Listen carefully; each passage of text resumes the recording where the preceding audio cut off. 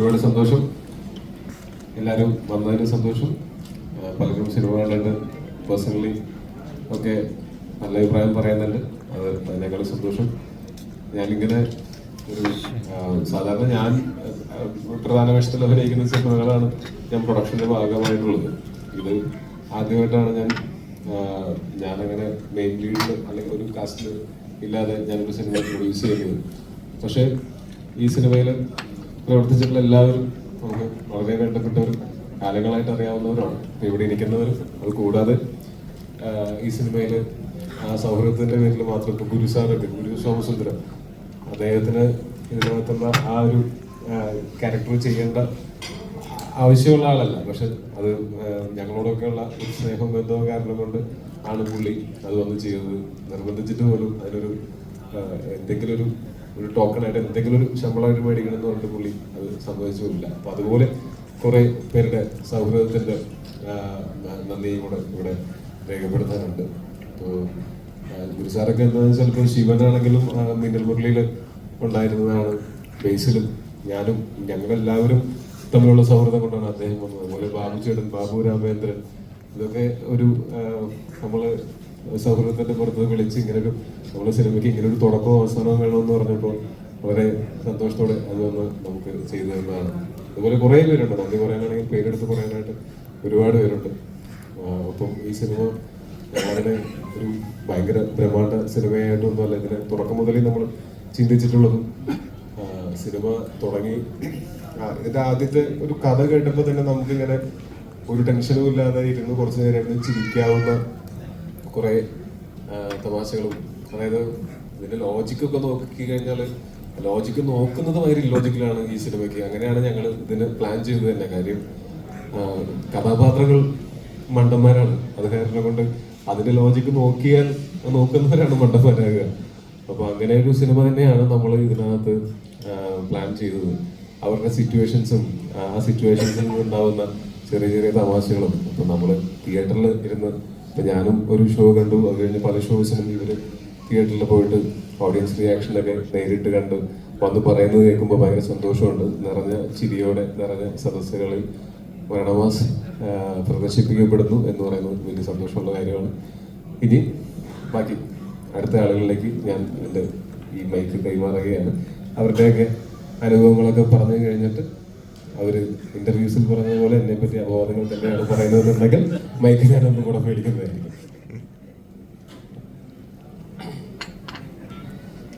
എല്ലാവർക്കും നമസ്കാരം. വളരെ നല്ല പ്രൊഡക്ഷൻ ആയിരുന്നു. ഇപ്പോൾ 10 പേർക്ക് ചേർന്ന് ഒരു കാപ്പിയും നമുക്ക് എല്ലാവർക്കും ചേർത്ത് ഒരു 10 പഴവും ഇവിടെ കൊണ്ട് വെച്ചിട്ടുണ്ട്. അത് 10 പേർക്ക് ചേർന്നല്ല, ഈ കാപ്പി എനിക്ക് വേണ്ടി മാത്രം ഈ കാപ്പി ഇവൻ ചോദിച്ച് മേടിച്ചതാണ്, നായകൻ എന്നുള്ള പ്രിവിലേജ് വെച്ചിട്ട്. അപ്പോൾ അവൻ അത് ഷെയർ ചെയ്യാത്തിടത്തോളം കാലം ഇവന് പരാതി പറയാൻ ആവശ്യമില്ല.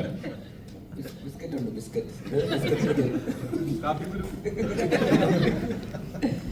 അപ്പോൾ താങ്ക് യു എല്ലാവർക്കും. ഒരുപാട് നന്ദി. എല്ലാവരും സിനിമ കണ്ടു. കാണാത്തവരുണ്ടെങ്കിൽ പോയി പറയുക. അതുപോലെ തന്നെ ഒരു ടീം എഫേർട്ടാണ്. ഞങ്ങളെല്ലാവരും ഒരുമിച്ച് വർക്ക് ചെയ്തിട്ടുള്ള ആൾക്കാരാണ്. ശിവനാണെങ്കിലും മിന്നൽ മുരളിയിൽ ഡയറക്ഷൻ ടീമിലുണ്ടായിരുന്നു. ടോവി അതിൽ അഭിനയിച്ചിട്ടുണ്ടായിരുന്നു. അതിനും ശിവൻ്റെ ഷോർട്ട് ഫിലിംസ് ഒക്കെ ഞങ്ങൾക്ക് ഒരുമിച്ച് ഷോർട്ട് ഫിലിമൊക്കെ ചെയ്തിരുന്ന സമയത്തും പരിചയം ഉണ്ടായിരുന്നു. അപ്പൂപ്പത്താടി, മഞ്ഞാന എന്നൊക്കെ പറയുന്ന ശിവൻ്റെ ഷോർട്ട് ഫിലിംസൊക്കെ നല്ല ഇൻട്രസ്റ്റിംഗ് ഷോർട്ട് ഫിലിംസ് ആയിരുന്നു ആ സമയത്ത്. അതുപോലെ രാജേഷും മിന്നൽ മുരളിയിൽ അഭിനയിച്ചിട്ടുണ്ട്. രാജേഷിനെ ആക്ച്വലി മിന്നൽ മുരളിയിൽ കാസ്റ്റ് ചെയ്തത് ശിവനാണ്. ശിവൻ മിന്നൽ മുരളിയിൽ ഒരു അൺഒഫീഷ്യൽ കാസ്റ്റിംഗ് ഡയറക്ടറോടെ ആയിരുന്നു. അപ്പോൾ ശിവൻ്റെ സജഷനിലുള്ള ഒരുപാട് കാസ്റ്റിംഗ് മിന്നൽ മുരളിയിൽ ഉണ്ടായിട്ടുണ്ട്. അപ്പോൾ അന്ന് മുതലേ ശിവൻ ആ ഒരു സെൻസിബിലിറ്റി അതിൻ്റെ ഡിസ്കഷൻ്റെ സമയത്തും പ്രീ പ്രൊഡക്ഷൻ സമയത്തൊക്കെ ശിവന് കൃത്യമായിട്ടുള്ളൊരു ധാരണയൊക്കെ ഉണ്ടായിരുന്നു എല്ലാത്തിനെ കുറിച്ചും. അപ്പോൾ ശിവൻ ഒരു സിനിമ എന്നുള്ള രീതിയിൽ വന്നപ്പോൾ അതിലും നമ്മളെല്ലാവരും ഒരുമിക്കുക എന്നുള്ളൊരു പോയിന്റ് ഓഫ് വ്യൂലായിരുന്നു ഞങ്ങളെല്ലാവരും കൂടെ അതിൻ്റെ ഭാഗമായിട്ട് ഈ സിനിമ സംഭവിക്കുന്നത്. അപ്പോൾ എഴുതിയിരിക്കുന്നത് സിജു ആണ്. സിജുവിൻ്റെ എല്ലാ സ്ട്രെങ്ത്തും ഒക്കെ നന്നായിട്ട് യൂസ് ചെയ്തിട്ടുള്ള ഒരു സിനിമയാണ്.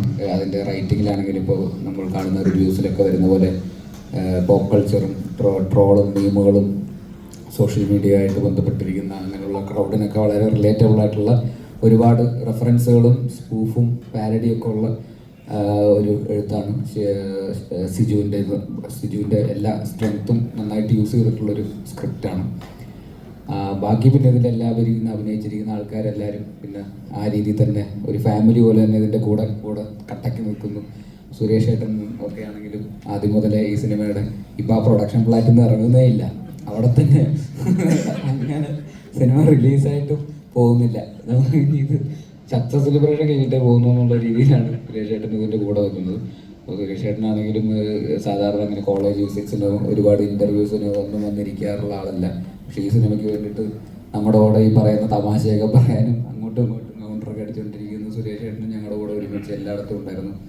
ഒരു പ്രസ് മീറ്റിന് തന്നെ വന്നിരുന്നിട്ട് അപ്പോൾ ആ രീതിയിൽ സുരേഷ് ഏട്ടനൊക്കെ ഞങ്ങളുടെ കൂടെ ഭയങ്കര ആക്റ്റീവായിട്ട് എല്ലാവർക്കും ആ സിനിമയോടൊക്കെ ഉള്ള ഒരു സ്നേഹവും എല്ലാവരും അങ്ങോട്ടും ഇങ്ങോട്ടും ഒക്കെ ഉള്ളൊരു ബന്ധങ്ങളുടെയൊക്കെ ഒരു പുറത്താണ് ഇതെല്ലാവരും അങ്ങനെ ഒരുമിച്ച് നിന്നു. പിന്നെ സ്വാഭാവികമായിട്ടും പ്രൊഡക്ഷൻ ഞാൻ തമാശയായിട്ട് പല ഇൻ്റർവ്യൂസിലൊക്കെ പറഞ്ഞിട്ടുണ്ടെങ്കിലും പ്രൊഡക്ഷൻ എന്നുള്ള രീതിയിൽ ഒരുപാട് ബുദ്ധിമുട്ടുകൾ നേരിട്ടിട്ടുള്ള ഒരു സിനിമ കൂടെയാണ്. പറഞ്ഞതിനേക്കാളും ബജറ്റ് ഇച്ചിരി കൂടിപ്പോയിട്ടുണ്ട്. ഇച്ചിരിയല്ല, കുറച്ച്.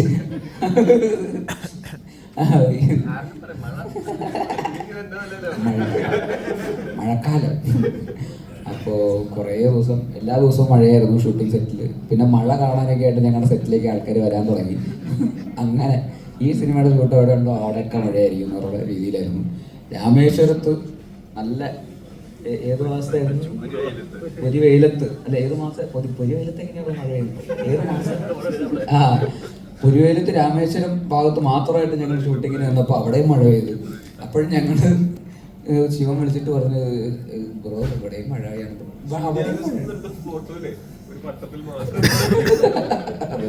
അത് ഈ മരണമാസത്തിന്റെ സെറ്റിലായിരിക്കും. എന്തൊരു കഥയില്ലാത്തവന്മാരാടാന്നുള്ള രീതിയിലായിരുന്നു. എവിടെ പോയാലും മഴ. ഞങ്ങൾ അത് നൈറ്റായിരുന്നു, എല്ലാ ദിവസവും നൈറ്റ് ഷൂട്ടായിരുന്നു. ഫുൾ രാത്രി നടക്കുന്ന കഥയായതുകൊണ്ട് ഫുൾ നൈറ്റായിരുന്നു ഷൂട്ട്. രാത്രി പോലെ രാവിലെ വരെ ഇരിക്കണം.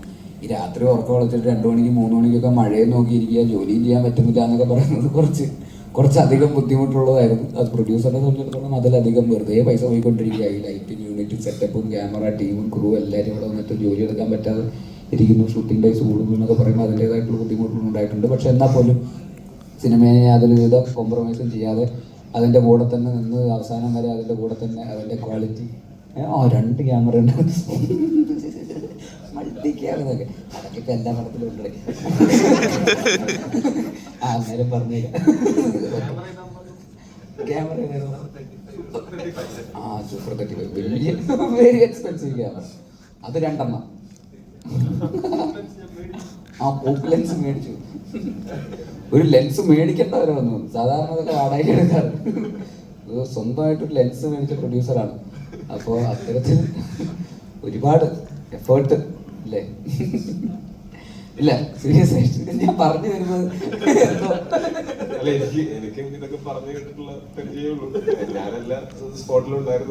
നീ ഇതൊക്കെ എവിടെ നിന്ന് പഠിച്ചു എന്ന് ഞാൻ ഇങ്ങനെ ആലോചിക്കായിരുന്നു. അപ്പൊ ആ രീതിയിൽ ഭയങ്കര നന്നായിട്ട് തന്നെ ഇതിന്റെ കൂടെ നിന്നിട്ടുണ്ട് കട്ടയ്ക്ക്. ടോയി എന്നുള്ളൊരു അവന്റെ ബ്രദറും ഉണ്ടായിരുന്നു, ടിൻസ്റ്റൻ ചേട്ടനും ഗോകുലും. അവരൊക്കെയാണ് ഈ സിനിമ എക്സിക്യൂട്ട് ചെയ്ത് അവർ തന്നെയാണ് ഈ സിനിമയുടെ ത്രൂ ഔട്ട് ഈ പ്രോസസ്സിന്റെ ഭാഗമായിട്ട് എല്ലാ രീതിയിലും ഇതിന്റെ കൂടെ നിന്നത്. അവസാന നിമിഷമൊക്കെ ആയപ്പോഴേക്കും ഒരുപാട് ടൈറ്റ് ഷെഡ്യൂളിലൊക്കെയാണ് അത് തീർക്കേണ്ടി വന്നത്. എന്നാൽ പോലും എല്ലാവരും കട്ടയ്ക്ക് കൂടെ നിന്ന് ഒരുമിച്ച് തന്നെ കംപ്ലീറ്റ് ചെയ്ത് ഇപ്പോൾ തിയേറ്ററിൽ ഇറങ്ങി എല്ലാവരുടെ അഭിപ്രായങ്ങൾ കിട്ടുന്നു. അപ്പോൾ ഈ പറഞ്ഞ എഫേർട്ടും നമ്മൾ കാത്തിരുന്ന രാത്രികളും മഴ കണ്ടിരുന്ന രാത്രികളും ഇവരുടെ ഈ ടെൻഷൻ അനുഭവിച്ച ടെൻഷനും എല്ലാവരും ഈ അവസാന നിമിഷം ഡെഡ് ലൈൻസ് മീറ്റ് ചെയ്യാൻ വേണ്ടിയൊക്കെ ഓടി കിടന്ന് കഷ്ടപ്പെട്ടതിനൊക്കെ ഇപ്പോൾ ഒരു റിവാർഡ് കിട്ടുന്നു, പേ ഓഫ് കിട്ടുന്നു എന്ന് പറയുന്നതിൽ ഒരുപാട് സന്തോഷം. അപ്പോൾ അഗെയിൻ ആത്മാർത്ഥമായിട്ട് ഇതിനെ സമീപിച്ചിട്ടുള്ളത് കൊണ്ട് തന്നെയുള്ള റിവാർഡുകളാണത്. അപ്പോൾ അത് പ്രഷറുടെ ഭാഗത്തു നിന്ന് അത്തരത്തിലുള്ളൊരു റെസ്പോൺസ് കിട്ടുന്നതിൽ ഒരുപാട് സന്തോഷം. ബാക്കി കൺവിൻസിങ് സ്റ്റാർ കണ്ടിന്യൂ ചെയ്യുന്നതാണ്. നമസ്കാരം. എനിക്കിങ്ങനെ ചോദ്യശരങ്ങൾ വേണം. അപ്പൊ ഞാൻ മയക്കട്ടെ, വെറുതെ ശരങ്ങൾ പോരട്ടെ. അതിനാൽ ഒളിഞ്ഞിരിക്കുന്നില്ല. സിനിമ കണ്ടവരാണ് നമ്മളൊക്കെ. ഇഷ്ടപ്പെട്ടോ? നിങ്ങൾ പറയേണ്ടത്. നമ്മൾ ഇന്നലെ കുറേ തിയേറ്റർ വിസിറ്റിന് പോയിട്ടുണ്ടായിരുന്നു. 2.5 മണിക്കൂറോളം സിനിമയുടെ അവസാന ഭാഗം ഞങ്ങൾ തിയേറ്ററിൽ ഓഡിയൻസ് അറിയാതെ മാറിയിരുന്ന് ഇങ്ങനെ കണ്ടു. അപ്പോൾ നേരിട്ട് അവരുടെ ചിരിയും കയ്യടികളൊക്കെ നമ്മൾ നേരിട്ട് കണ്ടതാണ്. പ്രായഭേദമന്യേ നല്ല മുതിർന്ന അമ്മച്ചിമാരും അപ്പന്മാരൊക്കെ നല്ല തിയേറ്ററിലുണ്ടായിരുന്നു. എല്ലാവരും വളരെയധികം എൻജോയ് ചെയ്തു. കുട്ടികളുണ്ടായിരുന്നു തിയേറ്ററിനകത്ത്. അപ്പോൾ ആ കാഴ്ചയൊക്കെ ഞങ്ങൾക്ക് വളരെയധികം ഞങ്ങൾ പ്രതീക്ഷിച്ച ക്രൗഡ് നല്ല തിയേറ്ററിലുണ്ടായിരുന്നു. അവരുടെ റെസ്പോൺസ് നേരിട്ട് കണ്ട് അനുഭവിച്ച സന്തോഷം കൂടി ഞങ്ങൾക്കുണ്ട്. അത്രേ പറയാനുള്ളൂ. എന്താ അവർ പറഞ്ഞു വെച്ചാൽ ഇത് ലോജിക്ക് നോക്കിയിട്ട് ചെയ്യേണ്ട, ഇപ്പം ഇങ്ങനത്തെ കഥാപാത്രങ്ങളുണ്ടോ അല്ലെങ്കിൽ ഇങ്ങനത്തെ കഥയുണ്ടോ എന്നൊന്നും പറയാൻ പറ്റില്ല. പക്ഷെ ആ സിനിമ ഈ 2.25 മണിക്കൂർ 2:17 മിനിറ്റ് വളരെയധികം ആസ്വദിച്ച് ഞങ്ങൾ എൻജോയ് ചെയ്തു. നേരിട്ട് കേട്ടറിഞ്ഞ സന്തോഷത്തിലാണ് ഞങ്ങൾ എല്ലാവരും. സംവിധായകൻ എന്തൊക്കെയോ കുറേ പറയാനുണ്ട്. എനിക്ക് ചോദ്യശരങ്ങളില്ലാത്തതുകൊണ്ട്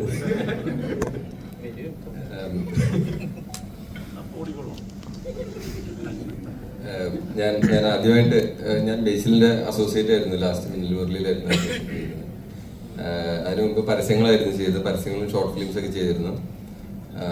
അതിനുശേഷം ഞാൻ ഒരു സിജുവായിട്ട് ഒരു പരസ്യത്തിൽ വർക്ക് ചെയ്യുന്നതിൻ്റെ ഇടയിലാണ് നമ്മൾ ഒരു ഐഡിയ ഷെയർ ചെയ്യുന്നത്. അപ്പോൾ ഈ ഐഡിയ നമുക്ക് ഇൻട്രസ്റ്റിംഗ് ആയിട്ട് തോന്നി. അപ്പോൾ നമ്മളതിനൊരു ഏകദേശം ഒരു 1 ലൈൻ ആക്കിയിട്ട് ഇത് പ്രൊഡക്ഷൻ ആരെ മീറ്റ് ചെയ്യും എന്നൊക്കെ പറഞ്ഞ് ഭയങ്കര ടെൻഷനായിട്ട് ഒരു ദിവസം രാത്രി ഉറക്കമൊന്നുമില്ലാതെ 4 മണിക്ക് ഞാനൊരു കാര്യമില്ലാതെ അതിൻ്റെ 1 ലൈൻ ടോയ്ക്ക് അയച്ചു കൊടുത്തു. അതെന്തിനാ അയച്ചതെന്ന് എനിക്കറിയില്ല. അന്ന് പുള്ളിക്ക് പ്രൊഡക്ഷൻ പ്ലാനുകളൊന്നുമില്ല. അപ്പം ഞാൻ ഒന്ന് വായിച്ച് നോക്കാൻ വേണ്ടി അയച്ചു. പുള്ളി പറഞ്ഞു അമേരിക്കയിൽ എവിടെയായിരുന്നു. അപ്പോൾ തിരിച്ചു വന്നിട്ട് നമുക്ക് കാണാം. അങ്ങനെയാണ് ഈ പ്രോജക്റ്റ് ഉണ്ടാവുന്നത്. അപ്പം അതിനുശേഷം പിന്നെ എല്ലാവരും നമ്മുടെ കൂടെ വന്ന് അത് കഴിഞ്ഞിട്ടാണ് ബേസിലിനോട് കഥ പറയുന്നത്, അഭിനയിക്കാൻ വേണ്ടി പറയുന്നത്. അതിന് മുമ്പ് സംസാരിച്ചിട്ടുണ്ടായിരുന്നു. അപ്പോൾ അതിനുശേഷം ആണ് പിന്നെ ഈ സിനിമയുടെ ഒരു പ്രീ പ്രൊഡക്ഷനും പിന്നീട് ഗൂഗിൾ, നമ്മുടെ എക്സിക്യൂട്ടീവ് പ്രൊഡ്യൂസർ ഗൂഗിളാണ് പിന്നെ ബാക്കിയുള്ള കാര്യങ്ങളെല്ലാം മാനേജ് ചെയ്തിരുന്നത്. ടിൻസൺ ചേട്ടനാണ് നമ്മുടെ കൂടെ കട്ടയ്ക്ക് നിന്നിരുന്നത്. ഫുൾ പ്രൊഡക്ഷൻ പുള്ളിയാണ് ഹാൻഡിൽ ചെയ്യുന്നത്. എന്നെക്കാളും കൂടുതൽ സിനിമ കണ്ടിട്ടുള്ള ടിൻസൺ ചേട്ടനായിരിക്കും. അപ്പോൾ അങ്ങനെയൊക്കെ ആ സിനിമ ഇപ്പോൾ ഇവിടെ തിയേറ്ററിൽ ഇന്നലെ ഇറങ്ങി. അത്യാവശ്യം നല്ല റെസ്പോൺസ് കിട്ടുന്നുണ്ട്. നല്ല ഹ്യൂമർ തിയേറ്ററുകളിൽ വർക്കാവുന്നുണ്ടെന്ന് അറിയുന്നുണ്ട്. അതിലും സന്തോഷമുണ്ട്. അപ്പോൾ ബാക്കി സംസാരിക്കാൻ വേദിയിലേക്ക് പ്രചണ്ഡ താരത്തിന് ശ്രമിച്ചോളൂ. അപ്പം ഇത് ആദ്യമായിട്ട് തിരക്കഥ എഴുതിയൊരു പരിപാടിയാണ്. അപ്പം ഞാൻ ശിവചേട്ടനോട് ഈ പരിപാടി പറയുന്നു, ഇതൊക്കെ ഇത്രയൊക്കെ ആവുന്നൊന്നും പ്രതീക്ഷിച്ചിരുന്നൊന്നുമില്ല. അത് ചോദിച്ചേട്ടൻ പ്രൊഡ്യൂസ് ചെയ്യുന്നു. ബേസിലായിട്ട് ഞാൻ എഴുതിയ സമയത്ത് ഞാൻ അതിനകത്തൊരു പ്രധാന റോൾ, വേറൊരാൾ മറ്റൊരു റോൾ, അങ്ങനെയൊക്കെ വിചാരിച്ചിരുന്ന് എഴുതിയതാണ്. പക്ഷെ അതിപ്പോൾ ഇവിടം വരെ എത്തി. ഇപ്പം സുരേഷ് ചേട്ടൻ പറഞ്ഞ പോലെ ഇന്നലെ നമ്മൾ തിയേറ്റർ വിസിറ്റ് നടത്തിയപ്പോൾ നമുക്ക് അതിൻ്റെ പൾസ് കിട്ടി. കാരണം ഇറങ്ങി വരുന്നതൊക്കെ നല്ല പ്രായമുള്ളവരും കൊച്ചു പിള്ളേരും ഒക്കെയാണ്. അപ്പോൾ അവരൊക്കെ ഭയങ്കര കയ്യടിയും ഓരോരോ ഓരോരോ ഡയലോഗുകളൊക്കെ പറയുന്ന കേൾക്കുമ്പോൾ ഭയങ്കര സന്തോഷം. അതുപോലെ തന്നെ നമ്മുടെ ഫ്രണ്ട്സൊക്കെ പടം കണ്ടിട്ട്, ഇപ്പം ഞാൻ കല്യാണം കഴിച്ചിട്ടില്ല, അവരിപ്പോൾ കല്യാണം കഴിച്ച അവർക്ക് പിള്ളേരൊക്കെ ആയി. അപ്പം പറയും ഈ പിള്ളേരൊക്കെ തിയേറ്ററിൽ ഭയങ്കര ബഹളമാണ്. ഞങ്ങൾ പറയണമെന്ന് മിണ്ടായി ആൾക്ക്. കാരണം പിള്ളേർക്ക് ഇത് ഭയങ്കരമായിട്ട് എല്ലാ ക്യാരക്ടേഴ്സിനും ഒരു കാർട്ടൂണിക് സ്വഭാവം ഉള്ളതുകൊണ്ട് ഇപ്പോൾ ജോമോനെ കാണുമ്പോഴും പല ആൾക്കാരെ കാണുമ്പോഴും ഭയങ്കര ചിരി, ഇപ്പോൾ ബേസിലായിട്ടിൻ്റെ മുടി എല്ലാം കാണുമ്പോൾ ഭയങ്കര ചിരിയും. അപ്പോൾ പിള്ളേർക്കൊക്കെ ഭയങ്കരമായിട്ട് ഇത് വർക്കാവുന്നു. അത് കേൾക്കുമ്പോൾ ഭയങ്കര സന്തോഷം.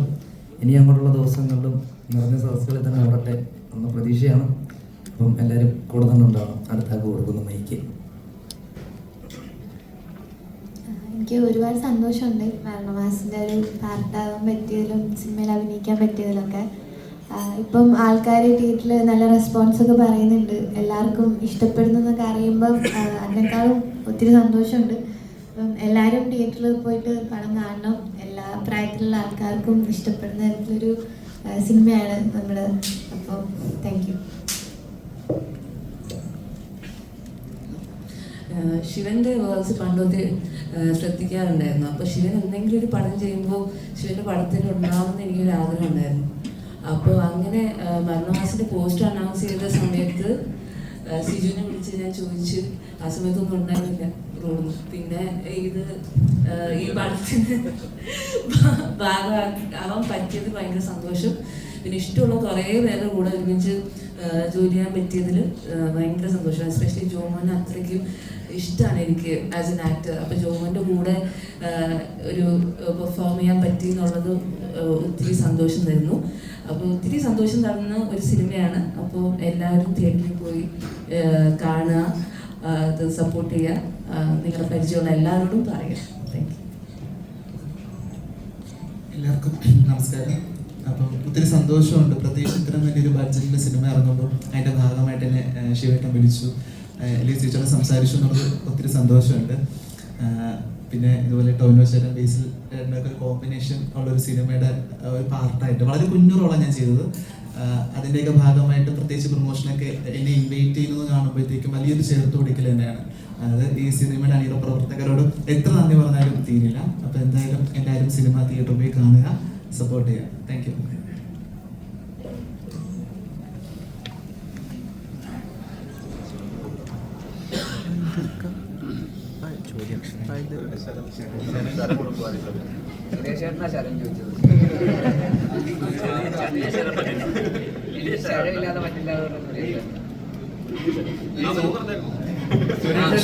ഹലോ, സ്ക്രിപ്റ്റ് റൈറ്ററിൻ്റെ അടുത്താണല്ലോ. സ്ക്രിപ്റ്റ് റൈറ്ററിൻ്റെ അടുത്താണ്. ഞാൻ ഈ സിനിമ കണ്ടിട്ട് നമ്മൾ സമൂഹത്തിൽ നടക്കുന്ന കുറേ സംഭവങ്ങളുണ്ട്, സോഷ്യൽ മീഡിയയിൽ നടക്കുന്ന കുറേ സംഭവമുണ്ട്. അത് നിങ്ങൾ പറഞ്ഞു വെച്ചിരിക്കുന്നത് ആർക്കും ഫീൽ ചെയ്യാതെ, ആർക്കും അത് എന്നാൽ എല്ലാവർക്കും മനസ്സിലാവുകയും ചെയ്യും, അല്ലെങ്കിൽ വലിയ വിവാദങ്ങളിലേക്ക് പോകാൻ സാധ്യതയുണ്ട്. അത് മനഃപൂർവ്വമാണ് അങ്ങനെ ഒരു ക്രിയേറ്റ് ഉണ്ടാകുന്നത്. കാരണം ഇപ്പോഴത്തെ എല്ലാ ഇഷ്യൂസും പറഞ്ഞു പോകുന്ന രീതിയാണ് പറഞ്ഞത്. പക്ഷെ നമുക്ക് എന്റർടൈൻ ചെയ്ത് വളരെ ചിരിയോടുകൂടി കാണാനും പറ്റുന്നുണ്ട്. അത്തരം ഒരു രീതി കൈക്കൊള്ളാനുള്ള കാരണം എന്തായിരുന്നു? അല്ല, ഞാൻ ആ ഒരു സമൂഹത്തിലാണ് ജീവിക്കുന്നത്. അപ്പോൾ ആ സമൂഹത്തിലുള്ള കാര്യങ്ങൾ തന്നെ ആയിരിക്കും ഞാൻ സ്ക്രിപ്റ്റിനകത്തും എഴുതാൻ ശ്രമിച്ചിട്ടുള്ളത്. അത് കുറച്ച് കോമഡി, അതെൻ്റെ ഇഷ്ടമായിരുന്നു, കോമഡി ആയിരിക്കണം എന്നുള്ളത്. അപ്പോൾ അത് കോമഡിയിൽ കൂടെ തന്നെ പ്രസൻറ്റ് ചെയ്യുക എന്നുള്ളതായിരുന്നു അതുള്ള മേജറായിട്ടുള്ള കാര്യം. അത് ബാക്കി ആൾക്കാർക്ക് നമ്മൾ ആരെയും ഉപദ്രവിക്കാൻ വേണ്ടിയല്ല ഇത് ചെയ്തിരിക്കുന്നത്, നമ്മൾ ആരെയും കുറ്റപ്പെടുത്തുകയല്ല. ചില തെറ്റുകൾ എനിക്ക് തോന്നിയിട്ടുള്ളതിനെ കുറച്ച് കോമഡി ആയിട്ടാണ് പ്രസൻറ്റ് ചെയ്തിരിക്കുന്നത്. ആ തോന്നൽ ഇപ്പം സ്ക്രിപ്റ്റ് റൈറ്റർ തോന്നൽ ഉണ്ടായിട്ടുണ്ടല്ലോ, അങ്ങനെ ഒരു അനുഭവത്തിൽ നിന്നാണോ ഈ സ്ക്രിപ്റ്റ് ഉണ്ടാവുന്നത്? എല്ലാ അനുഭവങ്ങളാണല്ലോ നമുക്കല്ലെങ്കിൽ, എൻ്റെ അനുഭവം അല്ലെങ്കിൽ മറ്റൊരാൾക്കുള്ള അനുഭവങ്ങളൊക്കെ തന്നെയാണല്ലോ നമ്മളിത് എഴുതുന്നത്. ഈ സിനിമയ്ക്കകത്ത് മുഴുവൻ സംഭവങ്ങൾ എൻ്റെ ജീവിതത്തിൽ ഉണ്ടാകണമെന്ന് എനിക്കൊരിക്കലും പറയാൻ പറ്റത്തില്ല. അതെൻ്റെ സുഹൃത്തുക്കൾക്ക് അല്ലെങ്കിൽ ഞാൻ കണ്ടിട്ടുള്ള മറ്റു വ്യക്തികൾക്ക് ഉണ്ടായിട്ടുള്ള പല കാരണങ്ങളായിരിക്കാം ഞാൻ അതിനകത്ത് ഉൾപ്പെടുത്തിയിട്ടുള്ളത്. പിന്നെ കോമഡി ഉള്ളതെന്നുള്ളത് അതിൻ്റെ ഒരു ഇതാണ്. അത് അല്ലല്ല, അമ്പലക്കുളത്തിൽ ഹലാൽ ചിക്കൻ ഇട്ടത് അത് ഒരു സംഭവത്തിൽ തന്നെ ചെയ്തതാണ്. അല്ലല്ല, അത് അങ്ങനെ ഞാനല്ല അത് വെച്ചിരുന്നത്.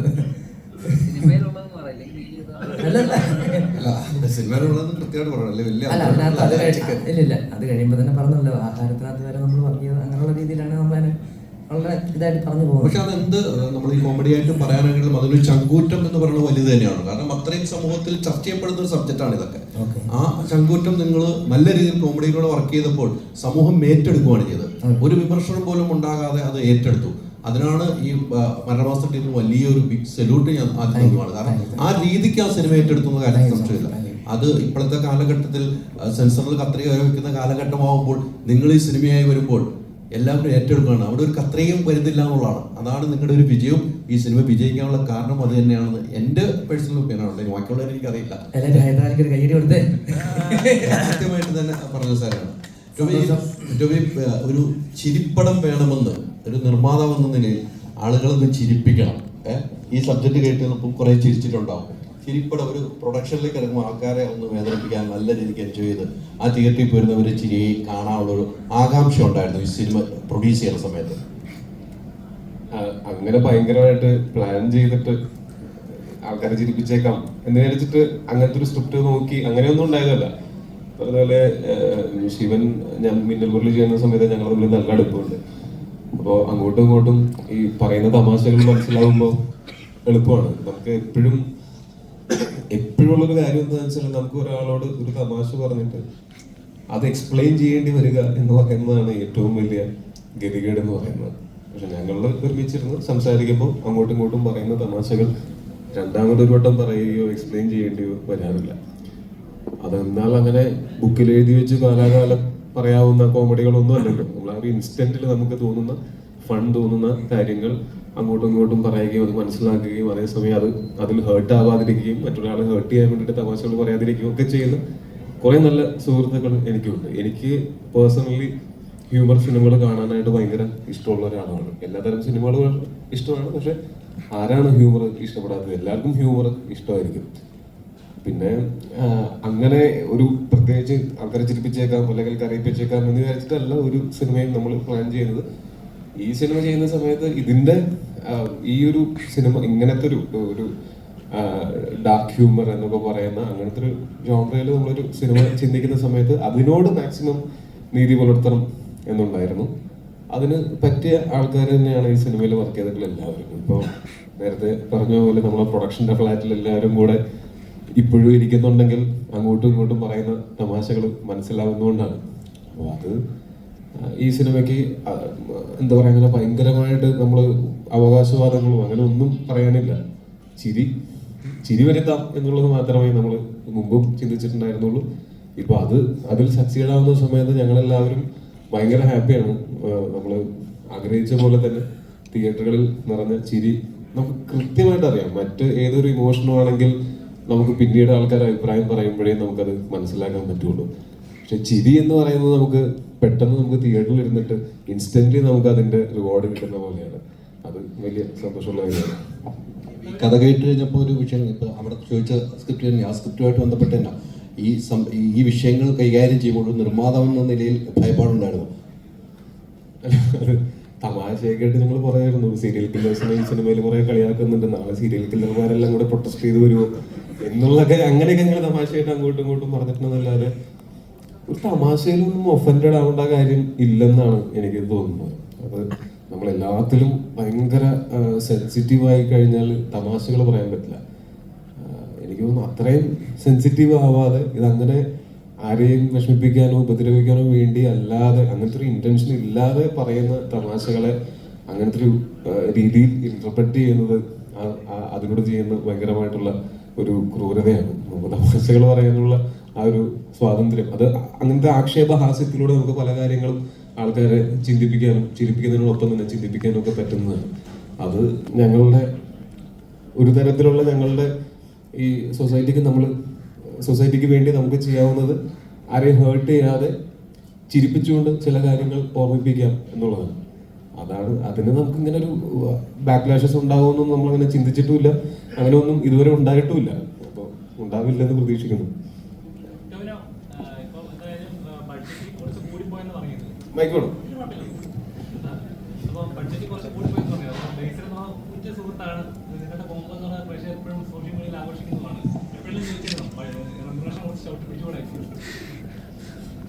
ഞാൻ വളരെ കൃത്യമായിട്ട് ഇതിന്റെ പ്രൊഡക്ഷനിൽ ഞാൻ അങ്ങനെ ഭയങ്കരമായിട്ട് ഇടപെട്ടിട്ടില്ലെങ്കിലും ഞാൻ കൃത്യമായിട്ട് പറഞ്ഞിട്ടുണ്ടായിരുന്നത് ആരോടും അങ്ങനെ നിർബന്ധിച്ച് ശമ്പളം കുറപ്പിക്കരുത് എന്നുള്ളതാണ്.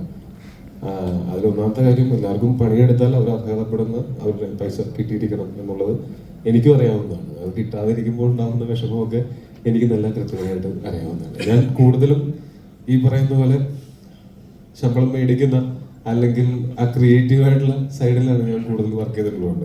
അതുകൊണ്ട് അവര് എങ്ങനെയൊക്കെ ചിന്തിക്കും, അവർക്ക് എന്തൊക്കെ ഫീൽ ആവും എന്നുള്ളതൊക്കെ എനിക്ക് ഈസിലി ചിന്തിക്കാൻ പറ്റും. അപ്പൊ അങ്ങനെ സൗഹൃദം മുതലെടുത്തുകൊണ്ട് ആരെക്കൊണ്ടും ശമ്പളം കുറപ്പിക്കരുത് എന്ന് നമുക്ക് ആഗ്രഹം ഉണ്ടായിരുന്നു. എല്ലാവർക്കും സാറ്റിസ്ഫൈങ് ആയിട്ടുള്ള സാലറി ഇതിനകത്ത് കിട്ടിയിട്ടുണ്ടെന്നാണ് ഞാൻ വിശ്വസിക്കുന്നത്. പിന്നെ സൗഹൃദം നമ്മൾ മുതലെടുത്തിട്ടില്ലെങ്കിൽ പോലും നേരത്തെ ഞാൻ പറഞ്ഞ പോലെ ഗുരു സാറിനെ പോലെ ഉള്ള ആൾക്കാർ, ഇപ്പോൾ ബേസിലാണെങ്കിലും സുരേഷ് ചേട്ടനാണെങ്കിലും ഇതിനകത്ത് വർക്ക് ചെയ്തിട്ടുള്ള എല്ലാവരും ഈ സിനിമ പരമാവധി ഈ പറഞ്ഞ പോലെ നമുക്ക് ഇതിനകത്ത് ഒരു ഡാർക്ക് ഹ്യൂമർ ഇവിടെ വന്നിട്ടില്ലാത്ത ജോണർ ചെയ്യുമ്പോൾ അതിനകത്ത് ചെറിയൊരു റിസ്ക് എലമെന്റ് ഉണ്ടെന്ന് അറിയാവുന്ന കാരണം കൊണ്ട് ആരും അമിതമായിട്ടുള്ള ശമ്പളം ഞങ്ങളോട് ചോദിക്കുകയോ അങ്ങനെ ശമ്പളത്തിന്റെ പേരിലൂടെ അങ്ങനെ ഒരു സംസാരമേ ഉണ്ടായിട്ടില്ല. പിന്നെ മറ്റൊരു കാര്യം, ഞാൻ ഒരിക്കലും ഇവരുടെ ശമ്പളം കുറപ്പിക്കരുത് എന്ന് പറയാനും കാരണം നാളെ ഇവരും പ്രൊഡ്യൂസ് ചെയ്യും, എന്നെ അഭിനയിക്കാൻ വിളിക്കും, ഇപ്പൊ ഞാൻ കുറപ്പിച്ച അപ്പൊ ഞാൻ കുറയ്ക്കേണ്ടി വരും എന്നുള്ള കാരണം കൊണ്ട് തന്നെ വരുന്നുണ്ടല്ലോ. ഞാൻ ആലോചിച്ചിട്ടിരുന്നത് 25 ദിവസം എന്ന് പറഞ്ഞ് ഷൂട്ട് ചെയ്തിട്ട് 75 ദിവസം ഷൂട്ട് ചെയ്തു. ശമ്പളം കൂടുതലൊന്നും തന്നില്ല, 25 ദിവസം ശമ്പളം തന്നു. ഞാൻ ആലോചിച്ചിരുന്നത് നമ്മളെ 40 ദിവസം എന്ന് വിചാരിച്ചിട്ട് 70 ദിവസം ഷൂട്ട് ചെയ്തു, എന്നിട്ട് ആരും ഇങ്ങോട്ടൊന്നും തന്നില്ല.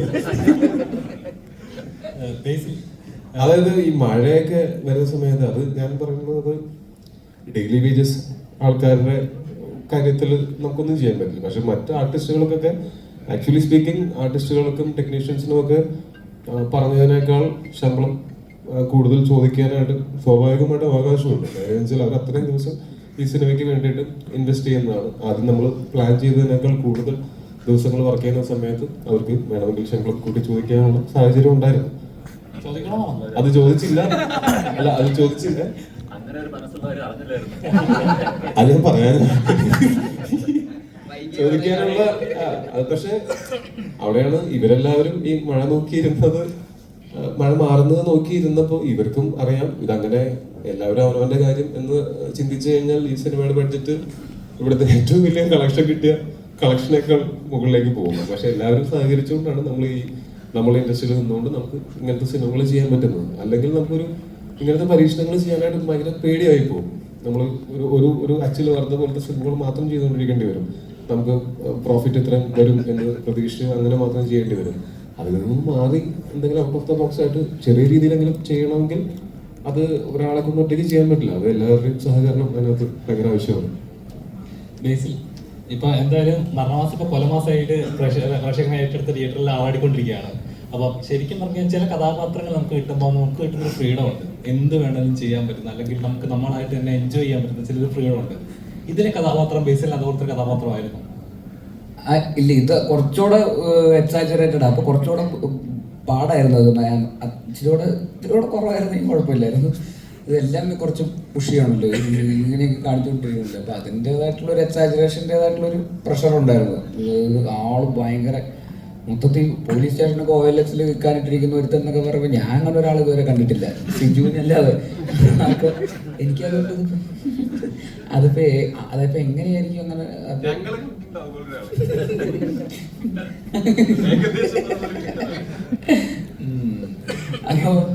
അപ്പൊ അതുകൊണ്ടാണ്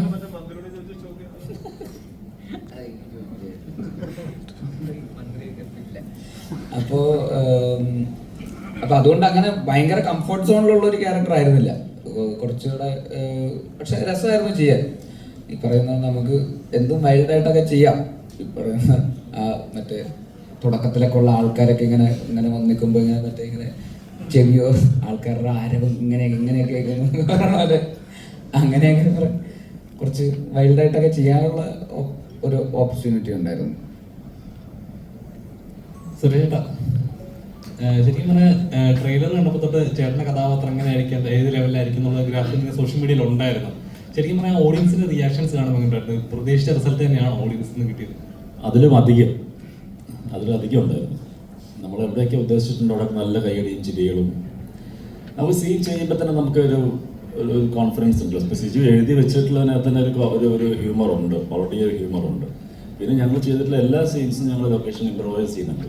അപ്പോൾ അതിനകത്ത് വേറെ യാതൊരു തരം ഈഗോയും കാര്യങ്ങളൊന്നും ഇല്ലായിരുന്നു. അതിനകത്ത് ഇയാൾക്ക് ഡയലോഗ് കൂടുന്നു, അല്ലെങ്കിൽ അയാൾക്ക് ഡയലോഗ് കൂടുന്നു, അല്ലെങ്കിൽ അയാൾക്ക് ചിരി കിട്ടും, അങ്ങനെയല്ല. ഇപ്പോൾ എൻ്റെ പല സീനിലൊക്കെ തന്നെ ബേസിലും ഒക്കെ തന്നെ വന്ന് ഇൻവോൾവ് ചെയ്ത് നമുക്ക് ഈ ഡയലോഗ് പറയാം, ഇങ്ങനെ കയറ്റാൻ പലത്ത് കൗണ്ടർ ഇങ്ങനെ പറയാം എന്ന് പറഞ്ഞിട്ടുള്ളൊരു കൊടുക്കൽ വാങ്ങൽ സംഗതി ഞങ്ങൾ ഈ ടീമിനകത്ത് എല്ലാ സീനിലും ഉണ്ടായിരുന്നു. അതിൻ്റെ കൂടെ ഒക്കെ ഒരു ഗുണം നമുക്ക് സിനിമയിൽ കാണുന്നുണ്ട്. അല്ല, വെറുതെ എഴുതി വെച്ചത് മാത്രം ചെയ്യാനല്ല. അപ്പോൾ അതിന് സ്വാതന്ത്ര്യം ഡയറക്ടറും തന്നിട്ടുണ്ട്, റൈറ്ററും തന്നിട്ടുണ്ട്. അപ്പോൾ അതുകൊണ്ട് തന്നെ കുറേ സീൻസ് ഞങ്ങൾക്ക് നല്ലപോലെ ഇംപ്രവൈസ് ചെയ്യാൻ പറ്റി. അപ്പോൾ ആ ചിരി കൈയടികളൊക്കെ തന്നെ തിയേറ്ററിൽ കിട്ടുന്നുണ്ട്. സുരേഷേട്ടൻ ഒരു സീനിയർ ആക്ടറാണ്, ഒരുപാട് എക്സ്പീരിയൻസ് ഉള്ള ഒരാളാണ് താങ്കൾ.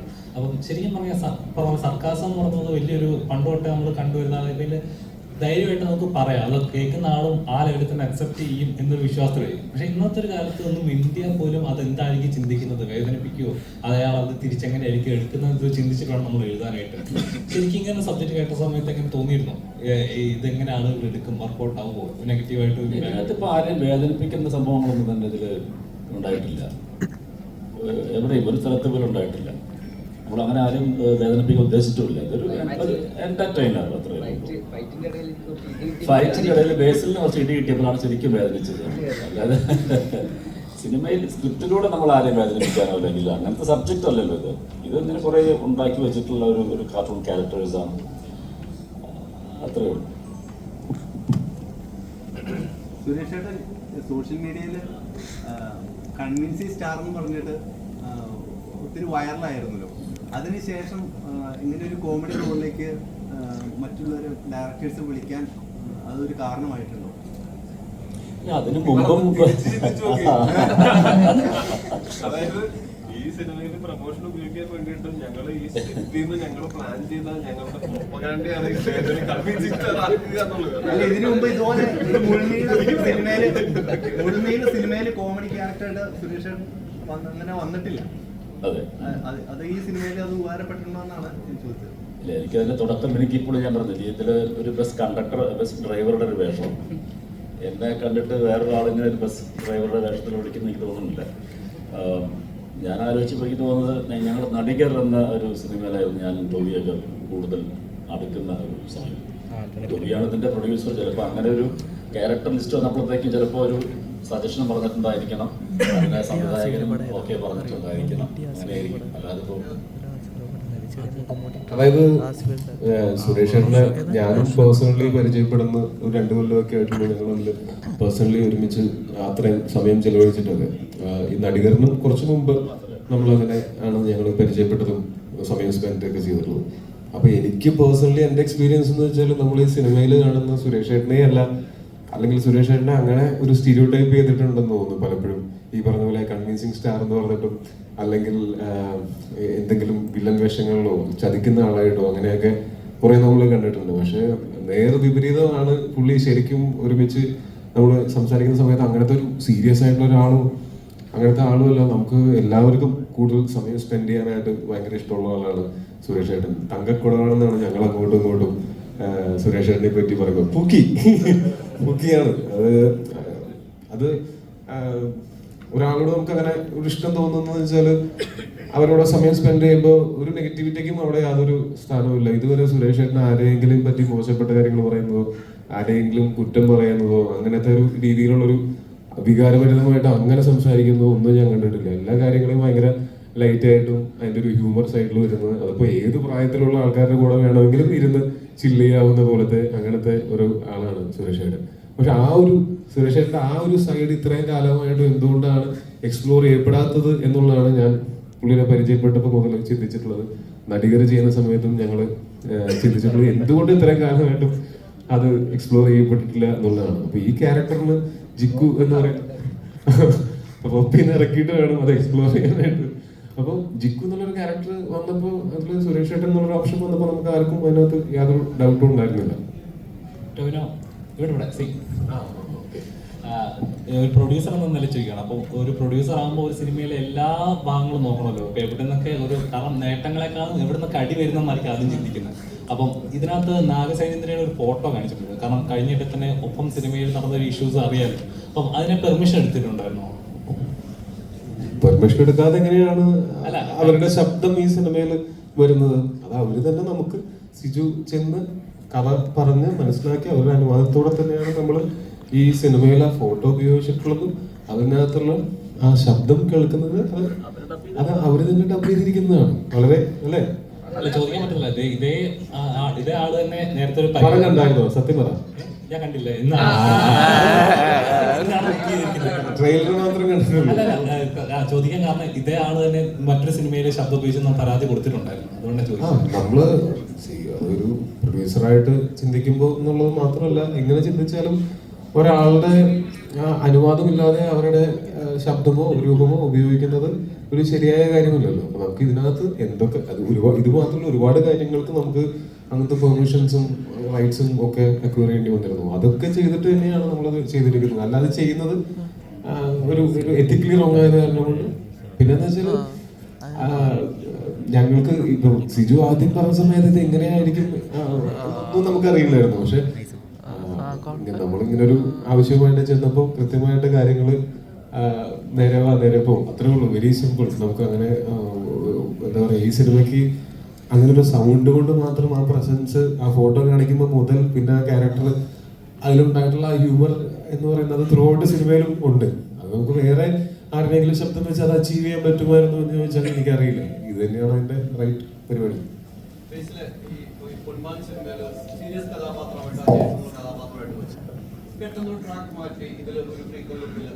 രണ്ട് ദിശയായിട്ട് പോകുന്നത്. ഇതിൽ കോമഡിയിലേക്ക് വരും, സീരിയസ് കോമഡിയിലേക്ക് വരും. ആ ഒരു ട്രാക്ക് പിടിക്കുമ്പോൾ ബേസിൽ എങ്ങനെയാണ് സന്തോഷവാനാണ്? നല്ല സീരിയസ് ട്രാക്ക് കുറിച്ച് കയ്യടി കിട്ടിക്കൊണ്ടിരിക്കുന്നത് വളരെ വീണ്ടും കോമഡി ട്രാക്കിലേക്ക് വരുന്നത്. അതിൻ്റെ ഒരു തയ്യാറെടുപ്പ് കാര്യങ്ങളൊക്കെ ഉണ്ട്. അതെങ്ങനെയാണ് ബേസിൽ? അല്ല അങ്ങനെ ചെയ്യുമ്പോഴാണല്ലോ അതിനൊരു എക്സൈറ്റ്മെന്റ് വരിക, നമുക്കൊരു സന്തോഷം ഉണ്ടാവുക. അങ്ങനെയാണല്ലോ ഇനിയും അത് എക്സ്പ്ലോർ ചെയ്യണമെന്നാണ് ഞാൻ പേഴ്സണലി ആഗ്രഹിക്കുന്നത്. ഇനിയും പൊന്മാൻ പോലത്തെ സിനിമകളും ചെയ്യണം, അതേസമയം മരണമാസം പോലത്തെ സിനിമകളും ചെയ്യണം. അപ്പോഴാണ് അതിനൊരു അതൊന്നും അല്ലാത്ത സിനിമകളും ചെയ്യണം.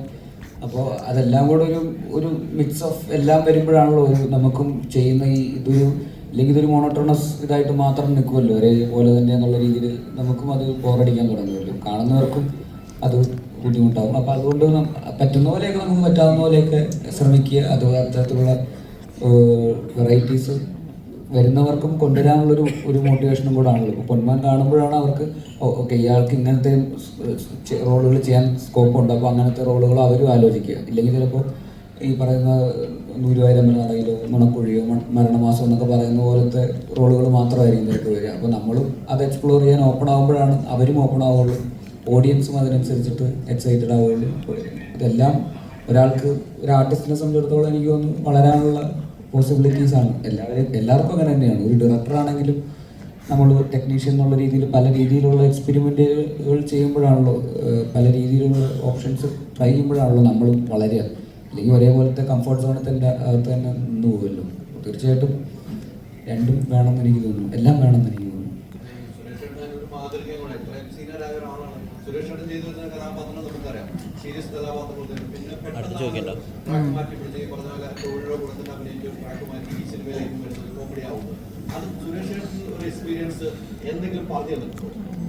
സുരേഷ് ഏട്ടൻ പറഞ്ഞു കേട്ടിടത്തോളം സുരേഷ് ഏട്ടന് കിട്ടിയില്ല ഇതുവരെ. ഇപ്പോഴാണ് അതിനുള്ള ഒരു അവസരം കിട്ടുന്നത് സുരേഷ് ഏട്ടൻ. അല്ലെങ്കിൽ സുരേഷ് ഏട്ടൻ ആ ഒരു ലൂപ്പിൽ പെട്ടുപോയ ഒരാളാണ് ബേസിക്കലി.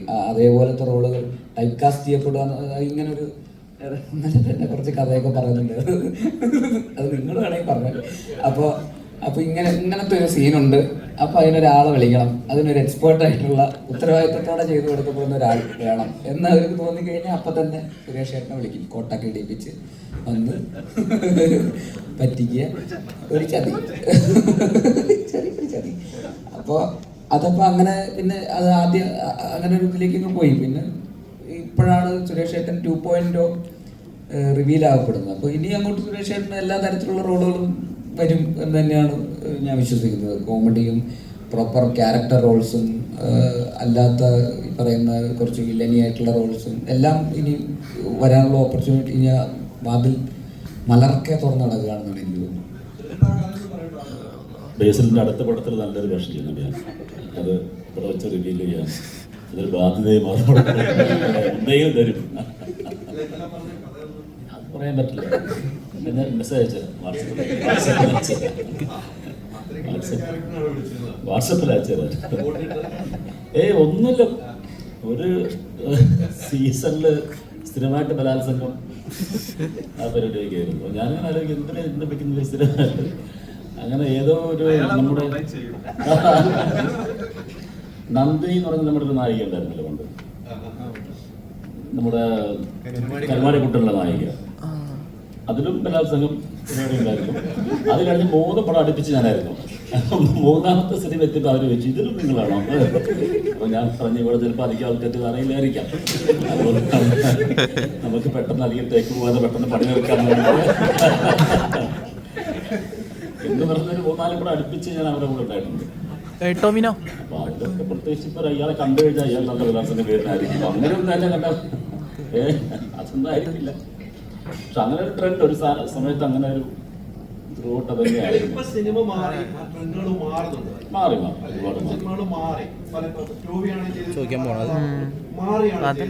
എല്ലാ ആർട്ടിസ്റ്റുകളും അതിന് തയ്യാറാവുന്നുണ്ട്.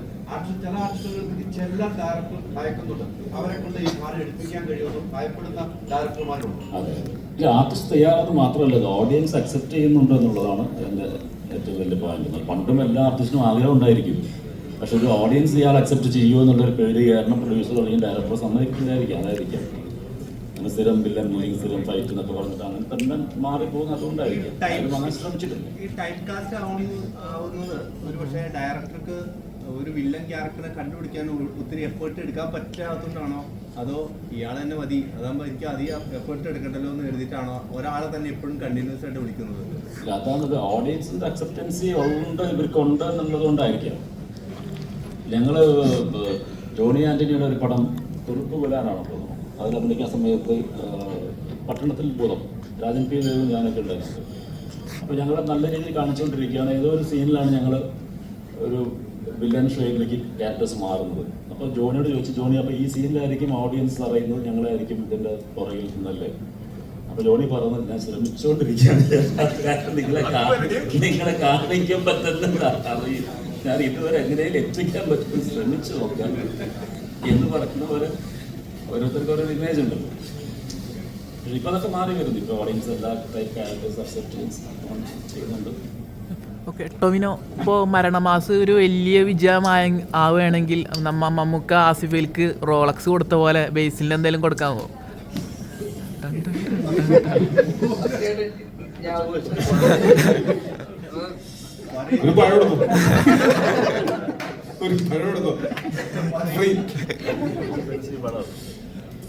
ഞാനങ്ങനെ സ്റ്റേജിൽ വെച്ച് പബ്ലിക്കായിട്ടല്ലെങ്കിലും ഇവന് ഞാൻ പലപ്പോഴായിട്ട് ഗിഫ്റ്റുകൾ കൊടുക്കാറുണ്ട്.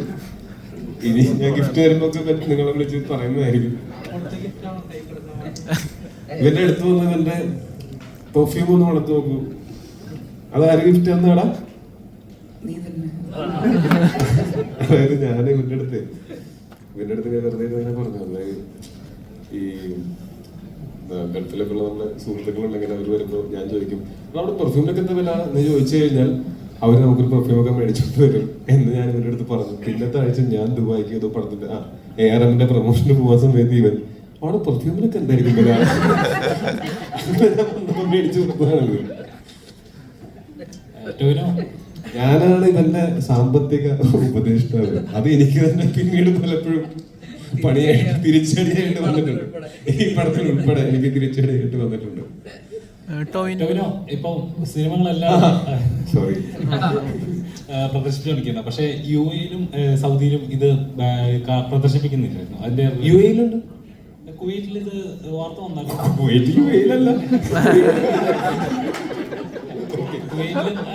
കുവൈറ്റില് കുറച്ച് ഷോട്ടുകൾ കട്ട് ചെയ്ത് കളഞ്ഞിട്ടുണ്ട്. സൗദിയിലും ആ സിനിമ പ്രദർശിപ്പിക്കാൻ പറ്റില്ല. അത് ഓരോ രാജ്യങ്ങളുടെ, നമുക്ക് നമ്മുടെ രാജ്യത്തിൻ്റെയൊക്കെ ആണെങ്കിൽ നമുക്ക് അതിന് വേണമെങ്കിൽ ചോദ്യം ചെയ്യാം, നമുക്ക് അതിന് വേണ്ടി ഫൈറ്റ് ചെയ്യാം. മറ്റു രാജ്യങ്ങളിൽ അവരുടെ നിയമം അങ്ങനെയാണ്. നമുക്ക് തൽക്കാലം അതിന് ഒന്നും ചെയ്യാൻ പറ്റാത്ത അവസ്ഥയാണ്. പക്ഷെ അത് കാര്യമാക്കേണ്ട കാര്യമില്ല. വേറെ ഒരുപാട് സ്ഥലങ്ങളിൽ നമുക്ക് റിലീസ് ചെയ്യാനായിട്ട് നമ്മൾക്ക് പരമാവധി പറ്റുന്ന, ഇത് പ്രശ്നമല്ലാത്ത എത്രയോ സ്ഥലങ്ങളുണ്ട്. അവിടെയൊക്കെ നമ്മൾ റിലീസ് ചെയ്യുന്നത്, അവിടെയൊക്കെ നന്നായിട്ട് ആൾക്കാർ സിനിമനെ ആക്സെപ്റ്റും ചെയ്ത് കഴിഞ്ഞു. അവർക്ക് ഇതിനകത്ത് യാതൊരു പ്രശ്നവും തോന്നുന്നില്ല. അത് ഓരോ രാജ്യങ്ങളുടെ നിയമങ്ങളാണ്. അതല്ലാതെ ഇനിയും അടുത്ത ആഴ്ചയൊക്കെ ആകുമ്പോഴത്തേക്കും ഇനിയും കൂടുതൽ സ്ഥലങ്ങളിലേക്ക് ഞങ്ങൾക്ക് കഴിഞ്ഞ ആഴ്ച ഇപ്പോൾ ഈ റിലീസ് ചെയ്തപ്പോൾ സൈമൾട്ടേനിയസ്ലി ഔട്ട്സൈഡ് ഇന്ത്യ പല സ്ഥലങ്ങളിലും റിലീസ് ചെയ്യാനായിട്ട് നമുക്ക് പറ്റിയിട്ടില്ലായിരുന്നു, പല കാരണങ്ങൾ കൊണ്ട്. അത് ഇനിയിപ്പോൾ നെക്സ്റ്റ് വീക്കൊക്കെ ആയിട്ട് അതുകൊണ്ടാവും. ഇപ്പോഴും ഈ ഭേദഗതികൾ എല്ലാത്തിനെയും കാറ്റഗറൈസ് ചെയ്യപ്പെടുന്നുണ്ടാവും. ഇപ്പം നമ്മുടെ നാട്ടിലാണെങ്കിൽ പല കാര്യങ്ങളും. നിങ്ങൾ സൗദിയെ പറ്റി നമുക്ക് എല്ലാവർക്കും അറിയാം. ഞാൻ 2019 പോയപ്പോൾ കണ്ടിട്ടുള്ള സൗദിയല്ല ഞാൻ പിന്നീട് 2023 പോയപ്പോൾ കണ്ടത്. അപ്പോൾ അതിനതിൻ്റെ സമയം കൊടുക്കും. അവരുടേതായിട്ടുള്ള ഭേദഗതികൾ വരുത്തുന്നുണ്ട്. ഇപ്പോൾ 2019 ഇന്ത്യ ഉണ്ടായിരുന്നതിനേക്കാൾ പ്രോഗ്രസീവായിട്ടാണോ റിഗ്രസീവായിട്ടാണോ നമ്മൾ മാറിയിരിക്കുന്നതെന്ന് ചോദിച്ചു കഴിഞ്ഞാൽ അത് ഭയങ്കര ഒരു ക്വസ്റ്റ്യനാണ്. നിങ്ങൾക്ക് തന്നെ കഴിഞ്ഞ 5-6 വർഷം കൊണ്ട് പുരോഗതിയാണോ ഉണ്ടായിരിക്കുന്നത്, അല്ലെങ്കിൽ അധോഗതിയാണോ ഉണ്ടായിട്ടുള്ളത്? എനിക്ക് അക്കാര്യത്തിൽ സംശയമുണ്ട്. താങ്കൾക്ക് എന്താ തോന്നുന്നു, പുരോഗതിയാണോ? എനിക്ക് അക്കാര്യത്തിൽ സംശയമുണ്ട്. താങ്കൾക്ക്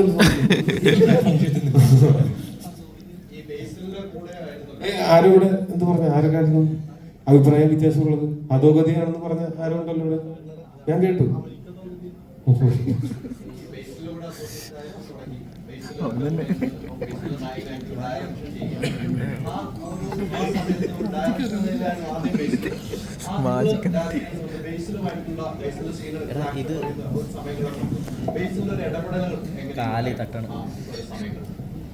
ആക്ഷൻ പറഞ്ഞ പുള്ളി അഭിനയിക്കും, പ്രധാന ഇടപെടൽ. അല്ല, കമ്മ്യൂണിക്കേറ്റ് ചെയ്യാൻ എളുപ്പമായിരുന്നു. പ്രത്യേകിച്ച് നമുക്ക് അറിയുന്ന ആൾക്കാരായതുകൊണ്ട് ഒരു ഹ്യൂമറിന്റെ പെർസ്പെക്റ്റീവ്, അല്ലെങ്കിൽ ഇത് കുറച്ച് ട്രിക്കി ആയിട്ടുള്ളൊരു ഒരു ഫൺ പരിപാടിയാണ്. അപ്പോൾ ഇതേ കോമഡി തന്നെ വേറെ ആളുടെ അടുത്ത് പറഞ്ഞാൽ ചിരിക്കണമെന്നില്ല. അപ്പൊ ഇത് ടാക്കിൾ ചെയ്യാൻ പറ്റുന്ന രീതിയിലുള്ള ആക്ടേഴ്സിനെ സെറ്റ് ചെയ്യുക എന്നുള്ളത് തന്നെ കുറച്ച് ടാസ്ക് ആയിരുന്നു. അപ്പൊ ഒരു സിനിമയുടെ ഒരു കറക്റ്റ് ആക്ടേഴ്സിനെ കാസ്റ്റ് ചെയ്ത് കഴിഞ്ഞാൽ അതിന്റെ ഒരു 60% പണി കഴിഞ്ഞു എന്നാണ് എനിക്ക് തോന്നാറ്. അപ്പൊ ഈ സിനിമയെ സംബന്ധിച്ച് ഞാൻ ആദ്യം കാസ്റ്റ് സെറ്റ് ചെയ്യുക എന്നുള്ളതായിരുന്നു എൻ്റെ മെയിൻ ടാസ്ക്. അപ്പൊ ആ കാസ്റ്റിലുള്ള പ്രധാനപ്പെട്ട ആൾക്കാരെല്ലാവരും അവരുടെ പണി നന്നായിട്ട് എടുത്തിട്ടുണ്ട് എന്നുള്ളതുകൊണ്ട് എൻ്റെ പണി കുറച്ച് കുറവായിരുന്നു.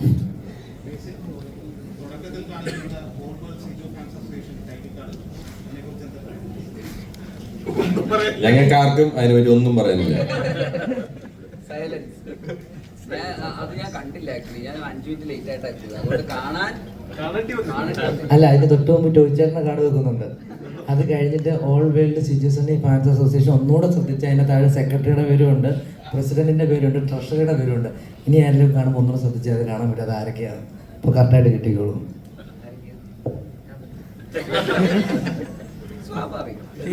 ഈ ടോവിനോ ഒരു ഇന്റർവ്യൂ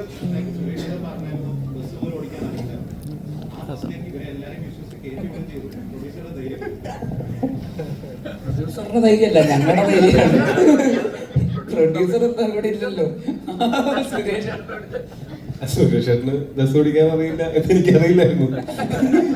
അതുകൊണ്ടാണ് ധൈര്യത്തോടെ കയറ്റി വിട്ടത്. പിന്നെ ഒരു വണ്ടിയിൽ എല്ലാരും കൂടെ പോകുന്ന സമയത്ത് ലോകം രക്ഷപ്പെട്ടു. ടൊവിനോ ബേസിൽ എന്ന സംവിധായകനെ എത്രത്തോളം മിസ് ചെയ്യുന്നുണ്ട്?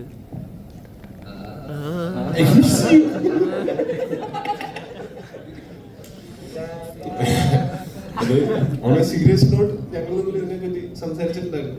അപ്പൊ ഞാൻ പറയാതെ തന്നെ ഇവനും അറിയുന്നുണ്ട്. ഒരു പക്ഷെ ഞാൻ ബേസിൽ എന്ന് പറയുന്ന സംവിധായകനെ മിസ് ചെയ്യുന്നതിനേക്കാൾ കൂടുതൽ ബേസിൽ എന്ന് പറയുന്ന സംവിധായകനെ മിസ് ചെയ്യുന്നുണ്ട്. അതെനിക്കും നല്ല കൃത്യമായിട്ട് അറിയാം. പക്ഷെ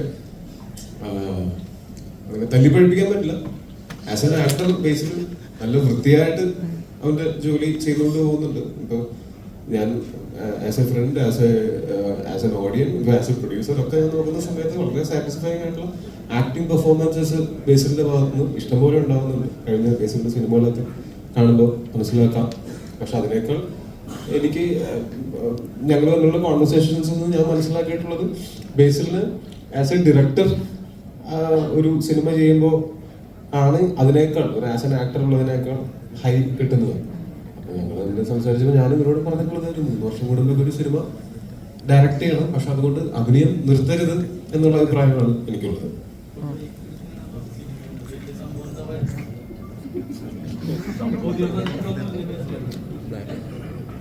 അല്ല, അത് എഴുത്ത് നടക്കുന്നു. കുറച്ച് 1-2 പെട്ടെന്ന് അതിന് തീരുമാനമാവുമെന്ന് പ്രതീക്ഷിക്കുന്നു. പെട്ടെന്ന്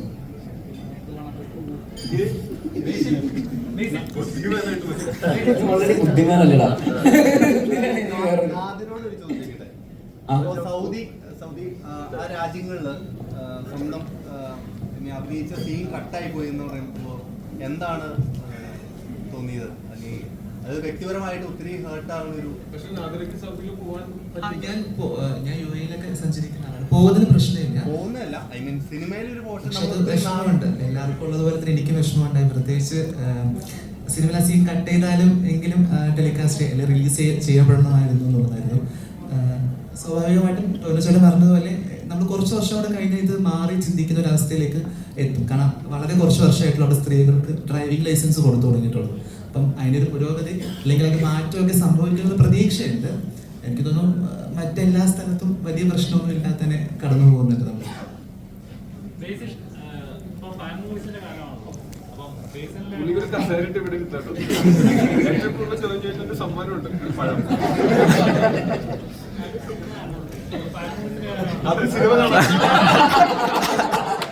സിനിമ കാണാതെ 10-15 സിനിമ കണ്ടിരിക്കുകയാണ്. രാവിലെ വരെ ഇവിടെ ഇരുന്ന് സംസാരിച്ചു.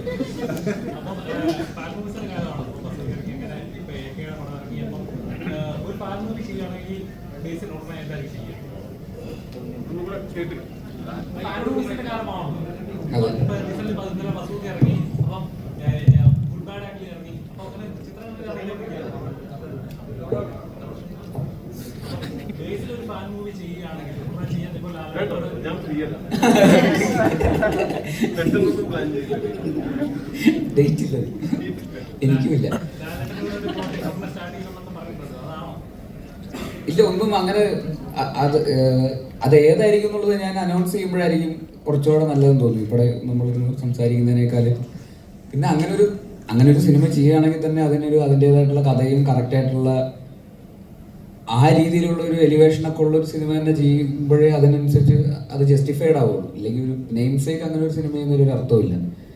അപ്പോൾ ഞാൻ അത്രയും റെഡിയാകുമ്പോൾ മാത്രമേ അങ്ങനെ ഒരു സിനിമ സംഭവിക്കുകയുള്ളൂ. സംഭവിക്കുമ്പോൾ ഞാനത് എന്തായാലും അറിയിക്കില്ല.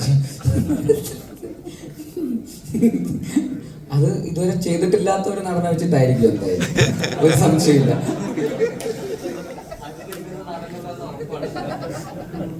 ഉറപ്പായി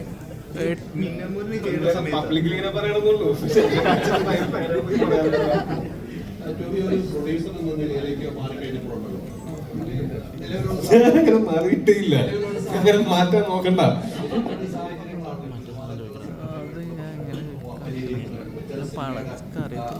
ഞങ്ങളുടെ സംഘടനയുമായിട്ട് ആർക്കാണ് പ്രശ്നം? ഞങ്ങൾ നിർമ്മാതാക്കളുടെ സംഘടനയുമായിട്ട് ആർക്കാണ് പ്രശ്നം? വിവരണങ്ങൾ പുറത്തുവിടുന്നപ്പോൾ ഈ സിനിമ ഇന്ന് ഇറങ്ങിയിരിക്കുകയാണ്, ഇന്നലെ ഇറങ്ങിയിരിക്കുകയാണ്. ഇനി ഒരു മാസം കഴിയുമ്പോൾ അവർ ഇതിന്റെ എമൗണ്ട് പുറത്തുവിടുന്നു. വെയിറ്റിംഗ്.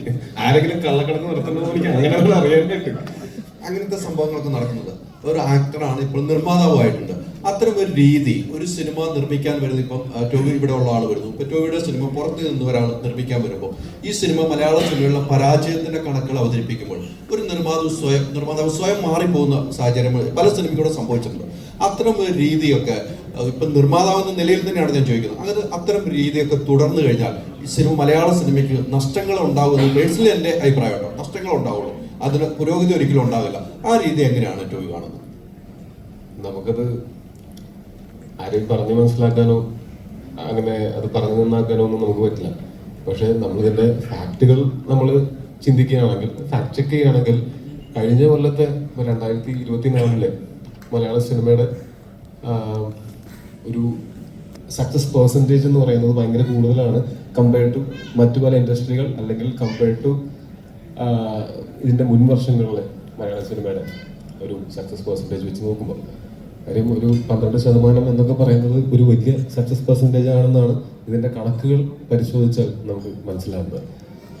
അപ്പൊ അത് പ്രതിസന്ധിയാണെങ്കിൽ പിന്നെ ബാക്കി എല്ലാം പ്രതിസന്ധിയാണ്. മലയാള സിനിമയ്ക്ക് പ്രതിസന്ധികൾ, പലതരത്തിലുള്ള പ്രതിസന്ധികൾ ഉണ്ടായിക്കൊണ്ടിരിക്കും. അതിനെയൊക്കെ അതിജീവിച്ചിട്ട് ഇത്രയും വർഷം നിലനിന്ന നമ്മളുടെ സിനിമാ വ്യവസായം ഇനിയും നിലനിൽക്കും. പ്രതിസന്ധികൾ ഉണ്ടാകുമ്പോൾ പരസ്പരം ചെളിവാരി അറിയുന്നതിനേക്കാൾ ഞാൻ മനസ്സിലാക്കുന്നത് കൂട്ടായിട്ടുള്ള സഹകരണങ്ങളിലൂടെയാണ് നമുക്ക് നമ്മളുടെ എന്നും മലയാള സിനിമ നിലനിന്നിട്ടുള്ളത്. അങ്ങനെ ഒരു സഹകരണ അടിസ്ഥാനത്തിലാണ് അങ്ങോട്ടും ഇങ്ങോട്ടൊക്കെ.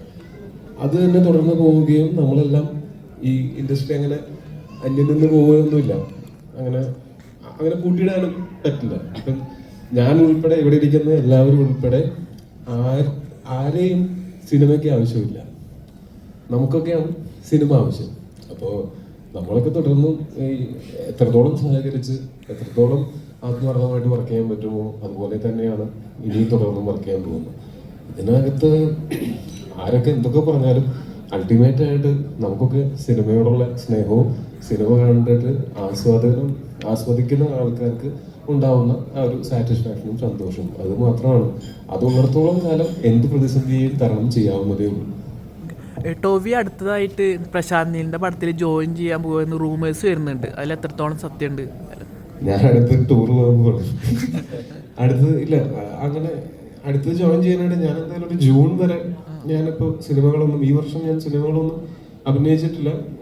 എനിക്ക് ആകെ ഞാൻ ഒരു കുറച്ച് ദിവസം നരിവേട്ട കഴിഞ്ഞിട്ട് ഞാൻ ഒരു സിനിമകളിലൊന്നും അഭിനയിച്ചിട്ടില്ല. ഞാനും കുറച്ച് യാത്രകളൊക്കെ ചെയ്യാനുള്ള താല്പര്യമുണ്ട്. അതുകൊണ്ട് അങ്ങനെ യാത്രകളൊക്കെ ചെയ്തുകൊണ്ടിരിക്കുകയാണ്. അപ്പൊ അടുത്ത ആഴ്ച ഡിസ്കഷൻ നടക്കുന്നുണ്ടോ? ഡിസ്കഷൻസ് പലതും നടക്കുന്നുണ്ട്. ഇപ്പൊ ആ സമയം ഞാൻ അതിനു വേണ്ടിയിട്ടാണ്, യാത്രയ്ക്ക് ഇനി മുന്നോട്ടുള്ള സിനിമകളുടെ ഡിസ്കഷന് വേണ്ടിയിട്ടാണ് ഞാൻ ആ സമയം മാറ്റി വെച്ചിട്ടുള്ളത്. അതിൻ്റെ ഒപ്പം ഇപ്പൊ അടുത്ത ആഴ്ച ഞാനൊന്ന് തായ്വാനിൽ പോവാണ്. അവിടെ തായ്പേയിൽ ഗോൾഡൻ ഹോഴ്സ് ഫിലിം ഫെസ്റ്റിവലിൽ ഫാന്റസി ഓഫ് ദ ഇയർ എന്ന് പറഞ്ഞിട്ട് നമ്മളുടെ AR അവിടെ സ്ക്രീൻ ചെയ്യപ്പെടുന്നുണ്ട്. അപ്പോൾ ഞാൻ വേറെ ഏതെങ്കിലും സിനിമയുടെ ഷൂട്ടിലായിരുന്നെങ്കിൽ എനിക്ക് താല്പര്യം കാണാൻ പറ്റൂലായിരുന്നു. അപ്പൊ ഞാൻ ഫ്രീ ആണെങ്കിൽ എന്റെ തന്നെ കിടക്കാം.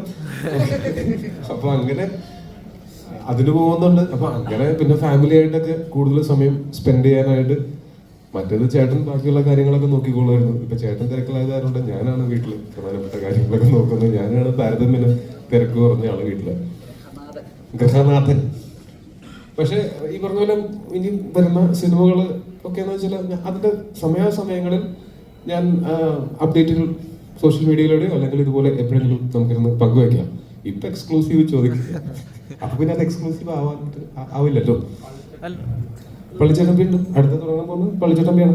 ഒരു ചോദ്യം കൂടി, അതായത് അല്ല ഈ വർഷം ഇപ്പോൾ ജൂൺ തൊട്ട് പള്ളിച്ചട്ടമ്പിയിൽ ഷൂട്ട് തുടങ്ങണം. ഒരു പ്രൊഡ്യൂസർ എന്ന നിലയിൽ കുറെ പ്ലാനുകളുണ്ട് നിലവിൽ. അതെ, ഇന്ന് ഇവിടെ വെച്ച് പറയുന്നു, ആർക്കെങ്കിലും ഷെയ്ഖിന്റെ കിട്ടിയില്ലെങ്കിലും ഒരു കുഴപ്പമില്ല അല്ലേ? ഷെയ്ഖിന്റെ കൊടുക്കാൻ പോയിട്ട് കിട്ടിയില്ലെങ്കിലും ഒരു കുഴപ്പമില്ല. ഇന്ന് മുതൽ നമ്മൾ അതിനെ അവസാനിപ്പിക്കണം. ആ ടെൻഷനിൽ ജീവിക്കാൻ വയ്യ. ആർക്കെങ്കിലും ഷെയ്ഖിന്റെ കൊടുക്കാനോ കൊടുക്കാതിരിക്കാനോ എവിടെ പോയാലും അബദ്ധങ്ങൾ മനുഷ്യന്മാർക്ക് പറ്റുന്നതാണ്. അങ്ങനെ ഒരു അബദ്ധം എനിക്കും പറ്റി, ഇവരെ പറ്റി, കുറെ ആൾക്കാർക്കും പറ്റി. പക്ഷെ അങ്ങനത്തെ ഒരു പ്രഷറിലേക്ക് ആൾക്കാരെ തള്ളിവിടാതിരിക്കുക. കഴിയുമെങ്കിൽ ആ യൂണിവേഴ്സ് നിങ്ങൾ എല്ലാവരും കൂടെ ഒന്ന് അവസാനിപ്പിക്കുക. ഇപ്പൊ വേറൊരു യൂണിവേഴ്സ് തുടങ്ങിയിട്ടുണ്ട്. എന്താണ് ടോയ്ച്ചേട്ടാ? ഗോപാലേട്ടന് സ്തുതി. ടോയ്ച്ചേട്ടാ വേറെ ഞാൻ പേരും പറഞ്ഞ എന്റെ കുറച്ച് പടങ്ങൾ പുള്ളിനെ കൊണ്ട് പ്രൊഡ്യൂസ് ചെയ്യിക്കണം. ഞാൻ എനിക്കത് ഭയങ്കര ക്ഷീണമായി പോയി. 2 പടം പ്രൊഡ്യൂസ് ചെയ്താൽ ഞാൻ ക്ഷമിക്കാം എന്നൊക്കെ പറയണം. വേറെ യൂണിവേഴ്സ് പറഞ്ഞ പേര് തെറ്റിപ്പോ വിളിക്കാന്നുള്ളതാണ് ഇപ്പോഴത്തെ യൂണിവേഴ്സിന്റെ പേര്. അല്ല, ഇന്റെ പേര് അനസ്. ഭയങ്കര മോശമായി. ഞാൻ അവിടെ ഒരു തമാശ ഉദ്ദേശിച്ചതാണ്, നടന്നില്ല. കണ്ടന്റായി. Okay, thank you. Okay, thank U.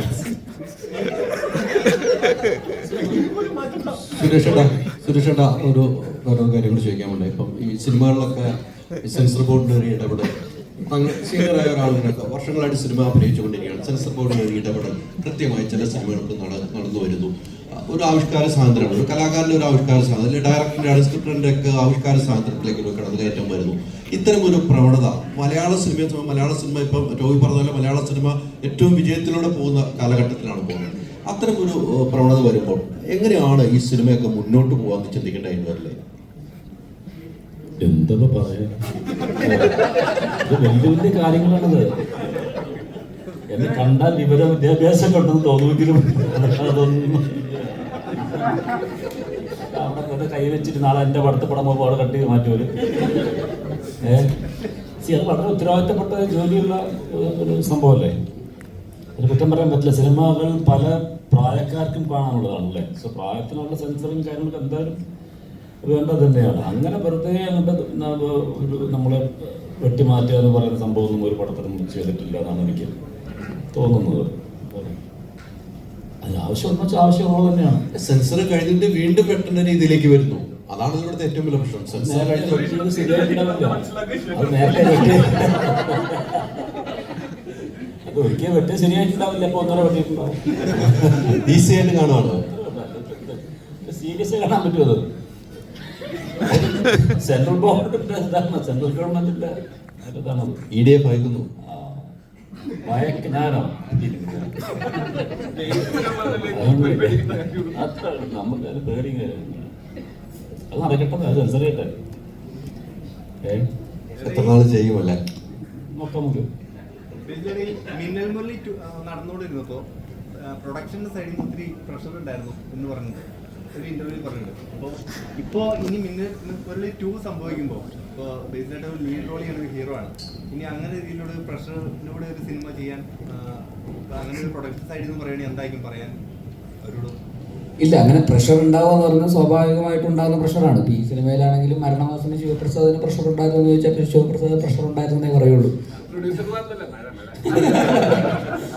തീർച്ചയായിട്ടും സിനിമയുടെ സ്കെയിലും അതും ഇതൊക്കെ ആയിട്ടുള്ള ഡിമാൻഡ് ചെയ്യുന്നതിൻ്റെതായിട്ടുള്ള പ്രഷർ എന്തായാലും നമ്മൾ ഇവിടുത്തെ ഒരു റീജിയണൽ ഇൻഡസ്ട്രി ആകുമ്പോൾ ഉണ്ടാകുന്ന എല്ലാ പ്രശ്നങ്ങളും എന്തായാലും ഏത് സിനിമ ചെയ്താലും ഉണ്ടാകും. അതിപ്പോൾ മിന്നൽ മുരളി 2 ചെയ്താലും ഒക്കെ അതിനനുസരിച്ചിട്ട് അതിൻ്റെതായിട്ടുള്ള പ്രഷർ എന്തായാലും ഉണ്ടാകും. കാരണം ആ സിനിമ ആസ്പയർ ചെയ്യുന്ന അതിലും വലിയൊരു സിനിമയായിട്ടായിരിക്കും. അപ്പോൾ തീർച്ചയായിട്ടും ആ ബജറ്റിലും വലിയ സിനിമയായിട്ടായിരിക്കും അത് അതിൻ്റെ ഒരു അംബീഷൻ എന്ന് പറയുന്നത്. അപ്പോൾ തീർച്ചയായിട്ടും അത് പ്രഷറിൽ തന്നെ വർക്ക് ചെയ്യാൻ പറ്റുള്ളൂ. പ്രഷറിൽ അങ്ങനെ ചെയ്യുമ്പോഴാണ് ആക്ച്വലി നമുക്കും കൂടുതൽ ക്രിയേറ്റീവ് ആവുകയും കൂടുതൽ ഇന്നോവേറ്റീവായിട്ടൊക്കെ നമുക്ക് പുതിയ കാര്യങ്ങൾ ചെയ്യാനും പറ്റുക. നമ്മൾ ഭയങ്കര ലക്ഷറിയിൽ നമ്മൾ വർക്ക് ചെയ്ത് കഴിഞ്ഞാൽ നമ്മൾ താഴോട്ട് കുഴപ്പമില്ല. ഇത് ശരിക്കും നമ്മൾ കുറേ സിനിമകളിൽ വർക്ക് ചെയ്യുമ്പോൾ നമ്മൾ കാണുന്നതെന്ന് വെച്ചാൽ എപ്പോഴും പ്രൊഡ്യൂസറും ഡയറക്ടറും തമ്മിൽ നിരന്തരമായിട്ട് അങ്ങനെയുള്ള ആ കോൺഫ്ലിക്റ്റുകൾ ഉണ്ടായിക്കൊണ്ടിരിക്കണം എന്നാണ്. അത് രണ്ട് സൈഡിൽ നിന്ന് നോക്കുന്ന സമയത്ത് ഒരു ഡയറക്ടർ അങ്ങനത്തെ കോൺഫ്ലിക്റ്റുകൾ ഇല്ലാതെ വീക്കായി പോയി കഴിഞ്ഞാൽ ചിലപ്പോൾ സിനിമയ്ക്ക് ആവശ്യമുള്ള സാധനങ്ങൾ ചോദിച്ച് മേടിക്കാൻ പറ്റാണ്ടായി പോകും. അങ്ങനെ ആവശ്യമുള്ള സാധനങ്ങൾ ചോദിച്ച് മേടിക്കാൻ വേണ്ടിയിട്ട് ഡയറക്ടറും ഫൈറ്റ് ചെയ്യണം. എന്നാൽ അമിത ചെലവോ അനാവശ്യ ചെലവോ ഇല്ലാതിരിക്കാൻ വേണ്ടിയിട്ട് പ്രൊഡ്യൂസറും ഫൈറ്റ് ചെയ്യണം. അതിൻ്റെ പേരിലുള്ള പ്രഷറാണ് ഉണ്ടാവുന്നത്. പക്ഷേ ഏറ്റവും നന്നായിട്ട് ഈ പറഞ്ഞ ഇങ്ങനത്തെ കോൺഫ്ലിക്റ്റുകൾ ഉണ്ടാവുന്നതിന് പരിഹരിച്ച് സിനിമയ്ക്ക് എന്താണോ ആവശ്യം അത് നേടിയെടുക്കുന്ന ഡയറക്ടറും അനാവശ്യമായിട്ടുള്ള എന്തുണ്ടോ അതൊക്കെ കട്ട് ചെയ്ത് മാറ്റുന്ന പ്രൊഡ്യൂസറുമുള്ളൊരു സിനിമയാണ് ഏറ്റവും അതിൻ്റെ കറക്റ്റ് ബഡ്ജറ്റിൽ ഏറ്റവും നല്ല ഔട്ട്പുട്ട് നമുക്ക് ഉണ്ടാക്കാൻ പറ്റുക. അപ്പോൾ അതുകൊണ്ട് അങ്ങനെ ഉണ്ടാകുന്ന അഭിപ്രായങ്ങളും അഭിപ്രായ വ്യത്യാസങ്ങളും ഒക്കെ സിനിമയ്ക്ക് ഗുണമേ ചെയ്യുള്ളൂ. പിന്നെ എപ്പോഴും നമ്മൾ ഈ നമ്മളുടെ ഈ നമുക്ക് കുറേ വെല്ലുവിളികളും പ്രതിസന്ധികളും കുറേ കോൺസ്ട്രെയിൻസും ഒക്കെ നമുക്കുണ്ടാവും. അതൊക്കെയാണ് നമ്മളെ കൊണ്ട് കൂടുതൽ ക്രിയേറ്റീവായിട്ട് ചിന്തിക്കാനും അങ്ങനെ സിനിമകൾ എടുക്കാനും ഒക്കെ സഹായിക്കുന്നത്. ഭയങ്കര കൺവീനിയൻ്റ് ആയിട്ടുള്ള സാഹചര്യങ്ങളിൽ നമ്മുടെ ക്രിയേറ്റിവിറ്റി ഉറപ്പായിട്ടും വളരെ സ്ട്രഗിൾ ചെയ്യും. അത് ആ കൺവീനിയൻസ്, പല മൈനർ ഇൻകൺവീനിയൻസസ് ചിലപ്പോൾ നമുക്ക് ഉണ്ടാക്കി തരുന്നത് ചിലപ്പോൾ ഒരു പുതിയൊരു ക്രിയേറ്റീവ് രീതികളോ അങ്ങനത്തെ പുതിയ കാര്യങ്ങളിലേക്ക് നമ്മൾ പരീക്ഷ നോക്കുന്നത് അങ്ങനത്തെ ഇൻകൺവീനിയൻസസ് ഉണ്ടാകുമ്പോഴാണ്. അപ്പം നല്ലതാണ് അങ്ങനെ പ്രശ്നം. അല്ല, നമ്മള് ഉറപ്പായിട്ടും നമ്മൾ അങ്ങനത്തെ കാര്യങ്ങളിൽ, അതായത് ബഡ്ജറ്റ് അമിതമായിട്ട് മഴ കൊണ്ടുള്ളത് നമുക്കറിയാം, അതൊക്കെ അമിതമായിട്ട് പോവാതിരിക്കാൻ ഞാനും, എന്നാൽ ഈ സിനിമയ്ക്ക് ആവശ്യമുള്ളതെല്ലാം നേടിയെടുക്കാനായിട്ട് ശിവനും അങ്ങനെ നിന്നാൽ മാത്രമേ നമുക്ക് ഐഡിയൽ ബഡ്ജറ്റിൽ ഒരു ഐഡിയൽ ഔട്ട്പുട്ടുള്ള സിനിമ ഉണ്ടാക്കാൻ പറ്റുള്ളൂ. അത് ഹെൽത്തി ആണെന്നാണ് ഞാൻ വിശ്വസിക്കുന്നത്. അല്ലെങ്കിൽ ഒരു സിനിമയ്ക്ക് ഇപ്പൊ ബജറ്റിന്റെ കാര്യം പറയുമ്പോൾ ഒരു കാര്യം ചോദിച്ചത്, ഇപ്പൊ കൃത്യമായ കാര്യങ്ങളാണ് ഇപ്പൊ പറഞ്ഞു വെക്കുന്നത്. നമുക്ക് സിനിമയുടെ നമ്മളിപ്പോ ആദ്യം നിർമ്മാതാക്കളുടെ സംഘടന കൊടുക്കുന്ന ഒരു ബജറ്റ് ഉണ്ടാവും, നമ്മൾ സിനിമയുടെ ബജറ്റ് കൊടുക്കും. ഇത് അമിതമായി കൂടി എന്ന് നിർമ്മാതാക്കൾ പറഞ്ഞു. പക്ഷെ അതിന്റെ കൂടുന്ന കാരണമാണ് ഇപ്പൊ പറഞ്ഞത്. മഴ പെയ്തു കഴിഞ്ഞാൽ നമുക്ക് ദിവസം കൂടുന്നു, നമ്മൾ പൈസ കൊടുത്തോണ്ട് നിർമ്മാതാവ് പൈസ കൊടുത്തുകൊണ്ടിരിക്കണം. ആ ആദ്യം കൊടുക്കുന്ന കണക്ക് മാത്രമേ നിർമ്മാതാക്കളുടെ സംഘടനയിലുള്ളൂ. പിന്നീട് മഴ കൂടി, ആ മഴ കൂടിയപ്പോൾ എനിക്ക് ഇത്രയായിരുന്നു, അവിടെ കണക്ക് കൊടുക്കാനും കണക്ക് ചോദിക്കാനും അവർ വരുന്നില്ല. അത്തരം രീതികൾ കൃത്യമായി ഇടപെടാതെയാണ് ഇവർ ചില പണമിടപാട് പുറത്തുവിടുന്നത്. ഇപ്പം ടോവിക്ക് തന്നെ ഈ സിനിമയ്ക്ക് കൊടുക്കുന്ന ബജറ്റ് ആയിരിക്കില്ല ഇപ്പോൾ ഈ സിനിമ തീരും, ഒരിക്കലും ആയില്ല. എത്ര ദിവസം മഴ പെയ്തു എന്ന് പറയുമ്പോൾ തന്നെ നമുക്കറിയാം എത്ര പേർക്ക് പൈസ കൊടുക്കണം. ബാറ്റ ഉൾപ്പെടെ നെറ്റ് ബാറ്റയാണ്, ഇരട്ടി ബാറ്റയാണ് വരുന്നത്, അതുൾപ്പെടെ ബജറ്റ് കൂടുകയാണ്. അതൊന്നും കണക്കിൽ പെടുത്താതെയാണ് നിർമ്മാതാക്കൾ ചില കണക്കുകൾ പുറത്തു വിടുന്നത്. അത് കണക്കിൽ പെടുത്തിയിട്ട് കണക്കുകൾ പുറത്തു വിട്ടാലും എന്താ വ്യത്യാസം? അതായത് പൈസ നമുക്ക് ഈ സിനിമയ്ക്ക് ആവശ്യമുള്ള ബഡ്ജറ്റ് ഈ സിനിമയ്ക്ക് ആയിട്ടുണ്ട്. മഴ പോലുള്ള കാര്യങ്ങൾ നമുക്ക് നിരോധിക്കാനൊന്നും പറ്റില്ലല്ലോ. ഒരു വർഷത്തിൽ ഒരു 8-9 മാസം മഴയുള്ള ഒരു സംസ്ഥാനമായിട്ട് നമ്മളുടെ മാറിക്കൊണ്ടിരിക്കുന്നു. നമുക്ക് അതിനനുസരിച്ച് അഡ്ജസ്റ്റ് ചെയ്ത് ഷൂട്ട് ചെയ്യുക, അങ്ങനത്തെ ഒരു ബഫർ കാണുക എന്നുള്ളതല്ലാതെ നമുക്ക് എന്ത് ചെയ്യാൻ പറ്റും? ആരെ ബ്ലെയിം ചെയ്യാൻ പറ്റും? നമുക്ക് പ്രപഞ്ചത്തിനെ ബ്ലെയിം ചെയ്തിട്ട് ഒന്നും ചെയ്യാൻ പറ്റില്ലല്ലോ. ഓക്കെ, അതെല്ലാം ഈ പറഞ്ഞ പോലെ കാലാകാലങ്ങളായിട്ട് നടക്കുന്ന പോലെ തന്നെ ഇനിയും നടന്നുകൊണ്ടിരിക്കും. പണ്ടും മഴയുണ്ടായിരുന്നു, ഇപ്പോഴും മഴയുണ്ട്. നമ്മൾ അതിനനുസരിച്ച് എല്ലാവരും കൂടെ സഹകരിച്ച്, ഞാൻ നേരത്തെ പറഞ്ഞതാണ്, സഹകരണ അടിസ്ഥാനത്തിൽ മുന്നോട്ട് പോവുക എന്നുള്ളത് തന്നെയാണ്. ഒത്തിരി സന്തോഷം.